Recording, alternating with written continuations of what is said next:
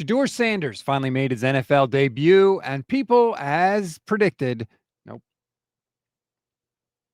Shedeur Sanders finally made his NFL debut, and people, predictably, have seemingly lost their minds. Let's talk about it. I'm Rob Stats Guerrero from the Pro Football Insiders.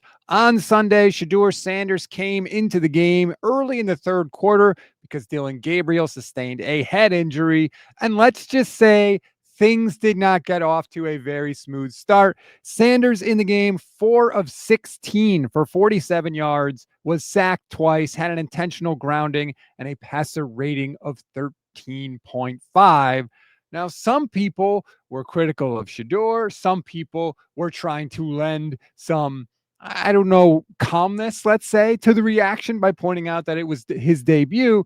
And then there were some people like Josina Anderson who were going out of their way to excuse what we were seeing on the field. Anderson talking about how Sanders had not gotten a single rep with the first team all season long, even calling it a hashtag non-debut at one point.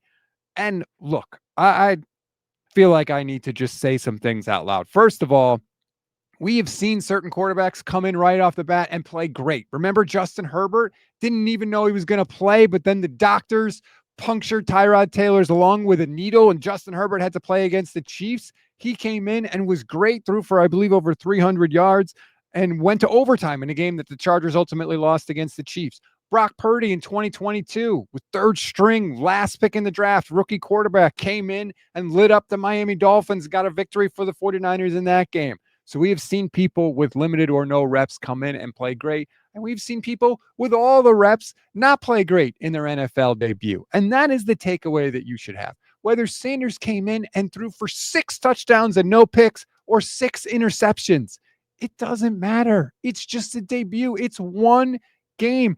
This game doesn't tell us what Shedeur Sanders' career is going to be. He could start next week and play fantastic, or he could be horrible. And by the way, no matter what happens in that game, it still won't let us be able to make any definitive statements about his career.